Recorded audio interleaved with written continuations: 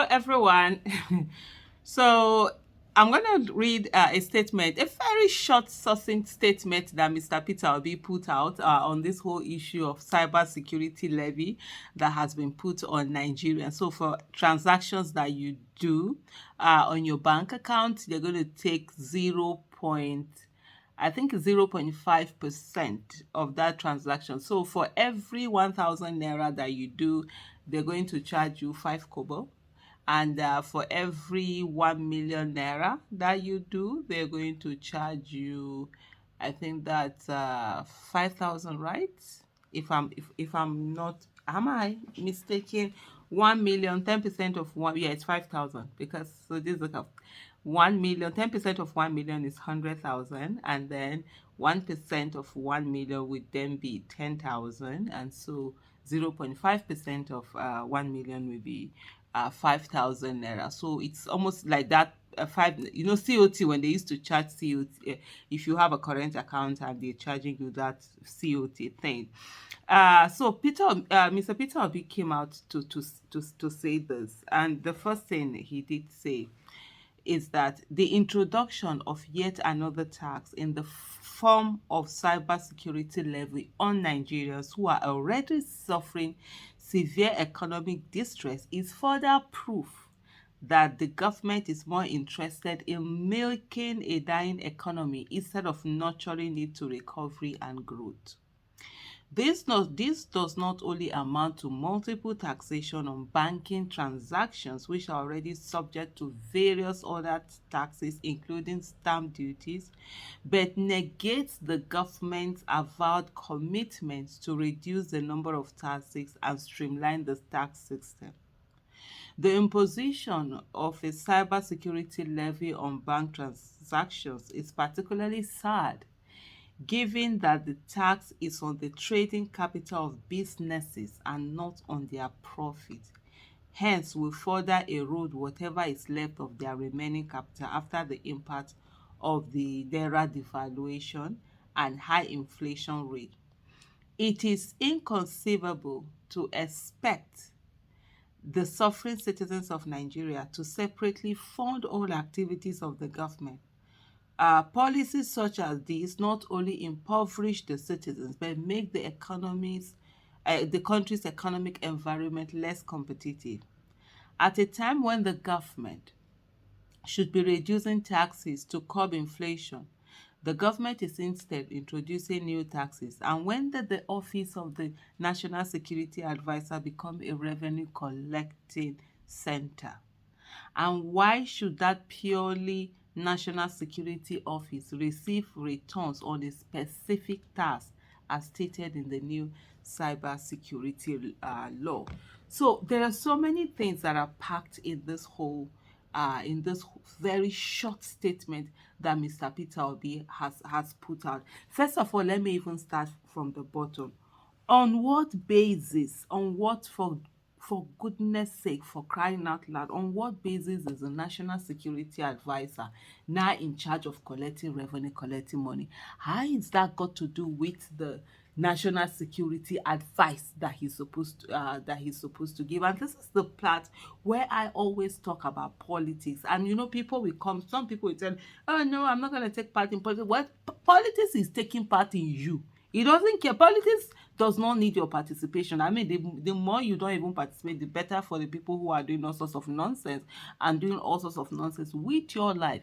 But the effect of politics, you're going to feel it in every aspect of your life. So why do we have a national security advisor be the one now that is coming out to collect this money and do what with it? And that's an office where you can't, they will say, based on national security, you can't know everything they're doing, the nitty gritty, whatever it is, where every money is going to. And then you put such money in the hands of that office. So when you have a mad person as a national security advisor, a lot of madness are going to happen that you don't know anything about. When you have a mad person as president, a lot of madness is going to go around.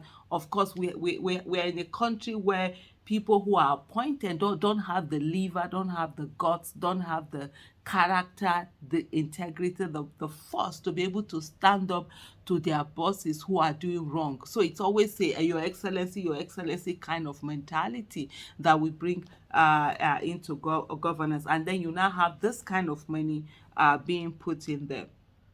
And of course, he also talked about this is the time that, government should be reducing taxes because of the high inflation that we have, reducing taxes to be able to curb that inflation, to be able to bring prices down. Because what we have now in Nigeria is actually hyperinflation, where prices have just gone haywire. And so some of the fiscal policies that government would usually do to be able to combat this inflation is to reduce taxes, and so that people are not paying as much and on what they are producing, so that the goods and services that they are selling, they'll be able to reduce that. But that's not what Tinubu's illegitimate government is doing. What they're rather doing is, putting in more and more taxes and levies and everything, and just using the law in every way that they can to be able to do this. Then the very other thing that Mr. Peter Obi talked about, which for me as a trader really was one of the things I was looking at, like, where he said the imposition of the cyber security levy on bank transactions is particularly sad, given that the tax is on the trading, the tax is on the trading capital. So a lot of people, for a lot of people, they will look at it and say, oh, okay, 0.5% is not really much. But for people like us who are in trading, who are in distribution, do you know there are certain things that you said your profit is not even up to 0.5%? I tell you. So what we use, well, so sorry, I just realized that my battery is low, so I'm just trying to just start charging it. What sometimes our profit is not even up to 0.5%, the net profit you're getting or something. Some of you might be shouting, yes, what we used to make it is the volume. So that's why you have to do, your turnover has to be quite high. You sell in trailers and all over, and then sometimes it's 1%, 2%, 3, a place where you can get 5%. That's big money now. That's a product that is giving you, so much. So it's the turnover mainly. And then you now have a situation whereby government is taking away 0.5%. I mean, that is crazy. That is such a crazy sum out there that people are just sitting down waiting for someone else to be the one to speak on their behalf for this whole thing. It really doesn't work that way, honestly. It does not at all. And so well, if citizens are just going to sit down and just think that they're going to keep praying to God for God to solve their problem. I saw someone who said that, oh, man's problem is beyond man to solve. Well, that was the reason why God gave us brains. You sit down in Nigeria and you are saying man's problem is beyond. Meanwhile, your mate in other places that don't even believe in God, they are solving the problem. They are using the brain that God gave them, even though they don't acknowledge it. Or they say, oh, they just suddenly form themselves like that. But they are using it. You that God has given you that you know that there's God. You're sitting down there saying man's problem is beyond man's reason. You are waiting for God to come from heaven, and come and solve it. Which part of faith without work is dead? Did you not read or did you not understand? Thank you for watching.